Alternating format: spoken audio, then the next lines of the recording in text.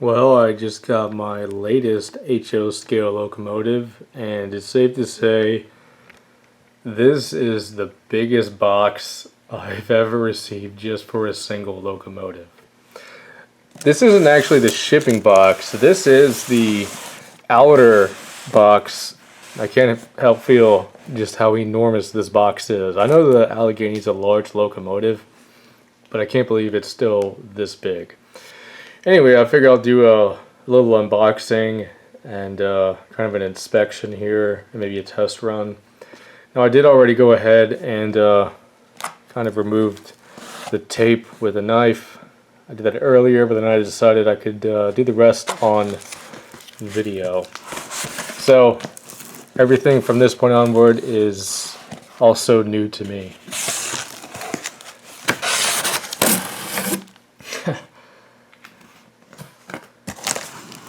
Here it is, and yeah, I still can't believe how big this box is. This is oh boy.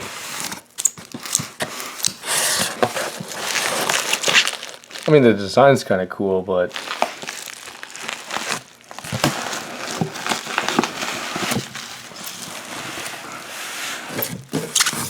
kind of want to be careful with this. Go ahead and set that aside. Now, I will have to do a comparison later on, but about 10 years ago I did pick up the previous run, which was actually a Virginian Blue Ridge. And at the time and releases before that, it had a very different box style. Now, there's one thing I'm hoping for with this, and that's the locomotive and tender are already connected. Because why else would they make the box so long? So the Q2 being about the same length as the Allegheny, here is the box provided by Broadway Limited. And there's the box in comparison to the new Rivarossi Allegheny box. It's quite different. And here is the package to the previous run of the 2666. The way most of those bigger boxes used to be. And here it is in comparison with the new release Allegheny. The box is almost as wide, but just about twice as long. Very different.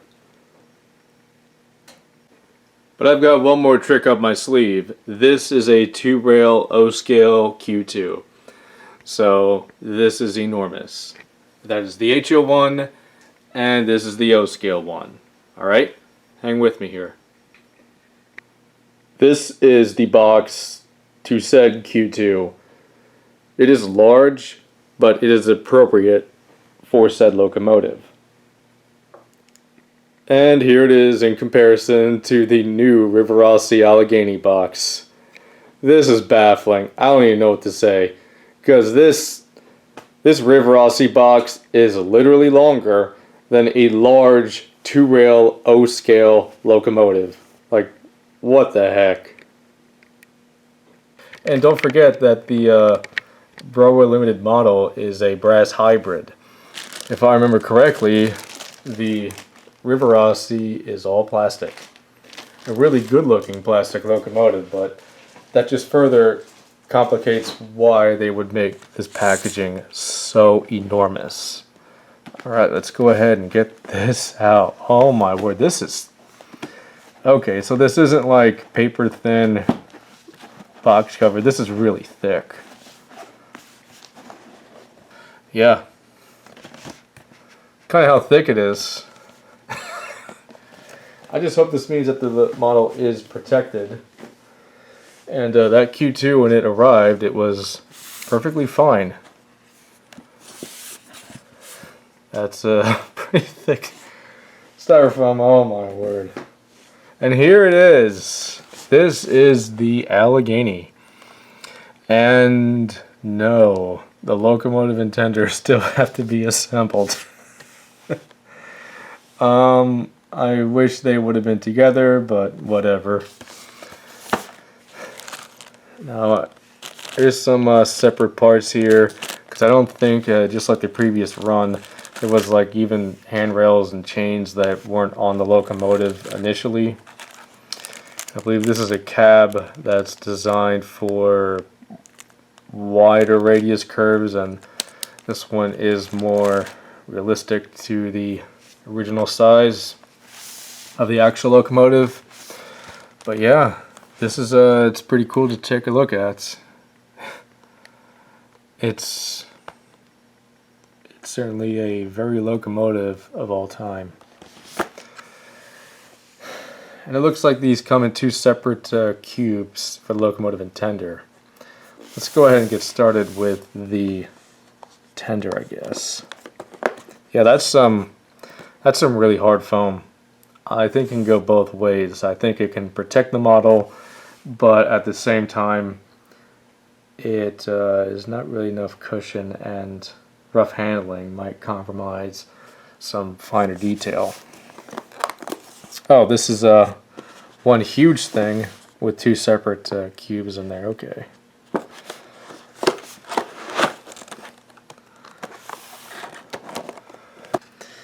Yeah, this is pretty neat.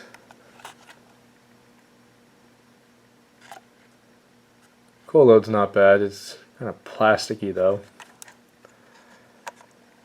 Some under detail. Part detail. So far everything looks okay. I'm going to take a look at it a little bit later, but it doesn't look too bad. But I think it also comes in part with the fact that there is detail on here that needs to be applied, such as the grab irons, additional grab irons.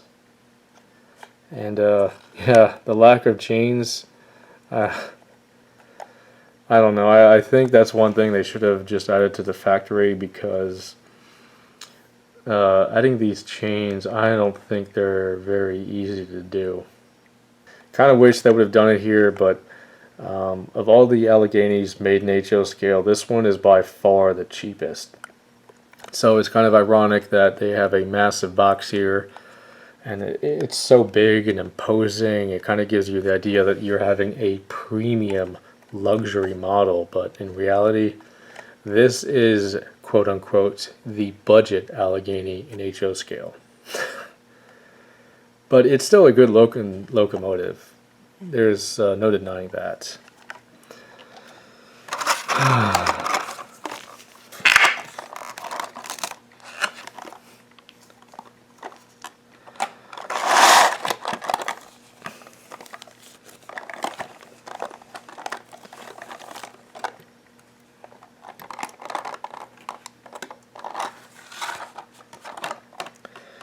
And here it is, the Allegheny number 1601, one of the preserved ones. So I don't think it actually operated when it had the that logo on the front, but that is a pretty cool little addition. I think that's just at least an indication that, okay, this is 1601 from Rivarossi, so it was definitely released in the last few years rather than a different number from a different run.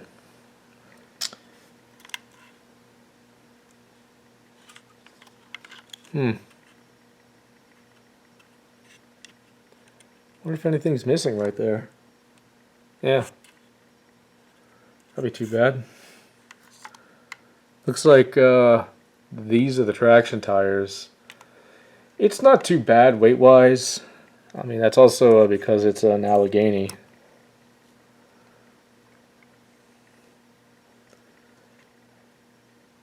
Yeah, very cool. Very cool locomotive. I have no idea why they have these. Same thing as the old run. I don't know why they have this useless non-coupler.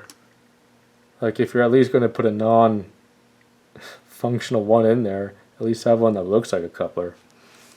Yeah, it's definitely big. Kind of too big to get in the shot, but otherwise it is a very cool locomotive. I'm going to give it some more inspection to make sure there's no broken parts. Then again, you know, that might not be a fireman's side thing. So I'm going to go take a look at that for a brief moment to see whether or not that is the way it should be. Yeah, this is my first impression. It's a pretty cool pickup.